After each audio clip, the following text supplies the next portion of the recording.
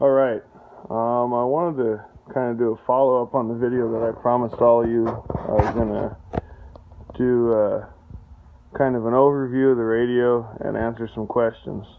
As you can see on the screen on my computer, I have, let me see if I can get it to focus here. Probably not. KPGD1N. That is the software for this handheld. So this programming software is obtainable, and I have to tell you, after having programmed several Motorola's and the older Kenwoods, this software was definitely different.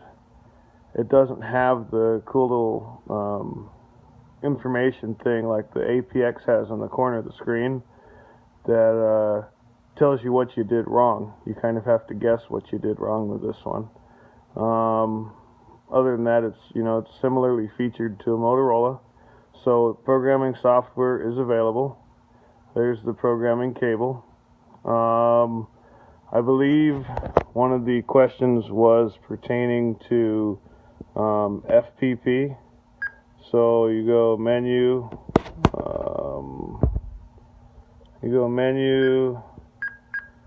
and I think it's under utility, panel program, next, and then you pick a channel, the frequency, etc., and you can get and pick the PL tones or the digital mode, the network access code, any talk groups that you have in there, the transmit power, channel name, etc. So that's how you do the front panel programming. There was a question about Bluetooth. Oops, I apologize there. I have Bluetooth in here. It came standard with the radio. So if you have, like for example, I got my helmet, which is my motorcycle helmet, which is Scholar Rider, so I can contact other people. Oops, no, I don't want to delete. Okay, and then there's Bluetooth on/off, and whether or not your radio is discoverable. You can pick your headset type. The booklet explains information on those and how it's used. The other cool thing is GPS. Like if you want this as like a really, awesome ham radio,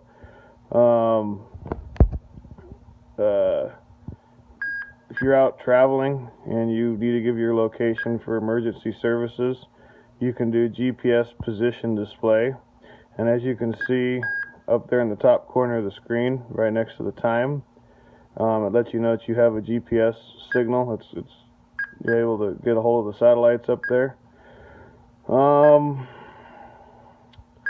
Scan list. What I was able to get to find on here is primarily a push button scan list. So it shuts off and turns on priority scan.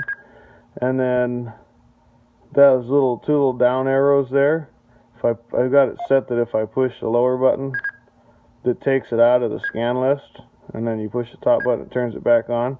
So you don't have like a buildable scan list like some of the Motorola radios do, that you can just, okay, I want this channel, I want that channel, especially across multiple zones. You have to go to each zone and pick what channel. I have not been able to figure out, with as confusing as the software was to use, how to do a buildable scan list on here and make it work the way I want it to work, that like whatever channel you're on is the priority channel on your scan list. So I hope that answers some of the questions about front panel programming, Bluetooth, and that I have the software there. The Bluetooth, as of this moment, is not like the Motorola Bluetooth that I showed all of you on my APX, where you got a Bluetooth speaker mic. You may be able to get a third-party one, but Kenwood does not offer one at this moment. But it is compatible with just normal Bluetooth headsets, Bluetooth earpieces, and stuff like that. I think that's about it.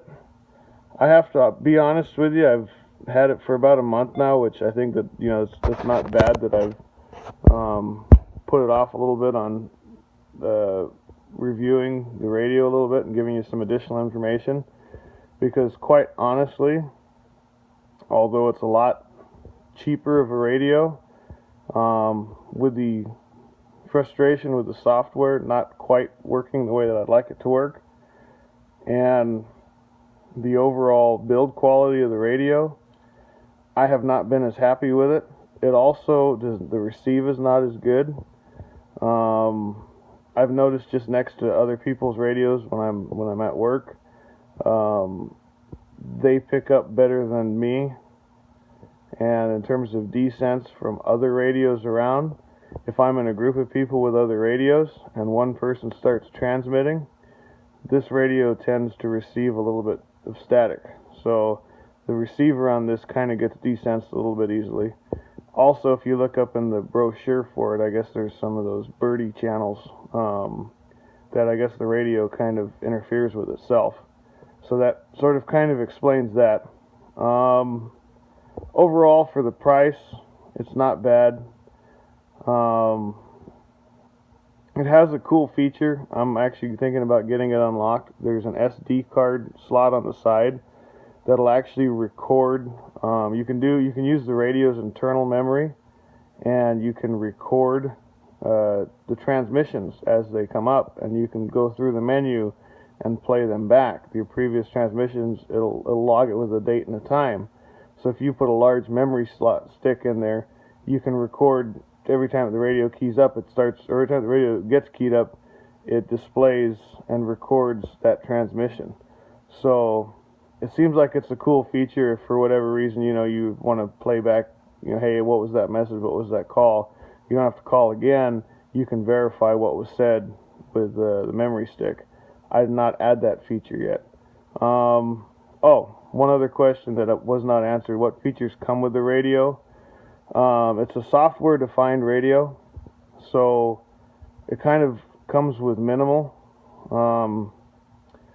It comes with, I think, NX-DN conventional and analog, and the ability to add a scan list. It also came with the Bluetooth already enabled on it, and it also came with the GPS already enabled on it.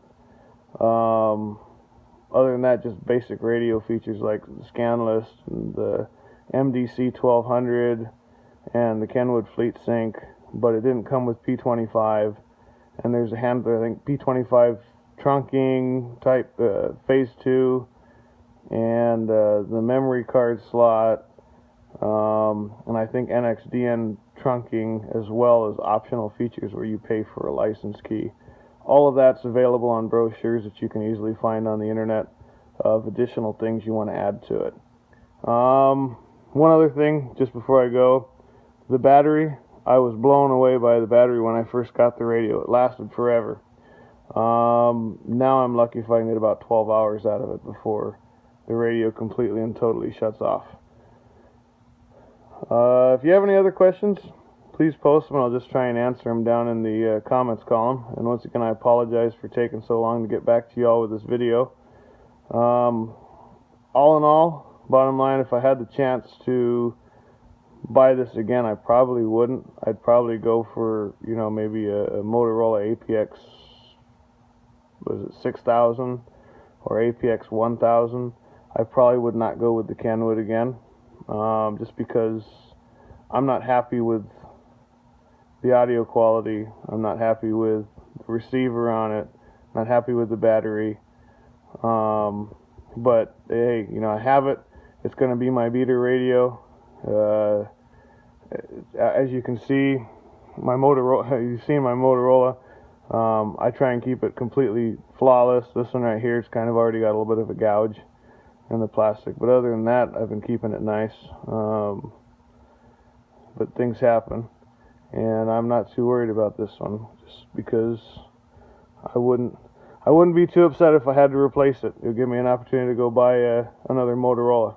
Anyways, thank you, and ask any additional questions if you'd like. I gave a sample of the P25 noise canceling or noise reduction as compared to the APX on another video.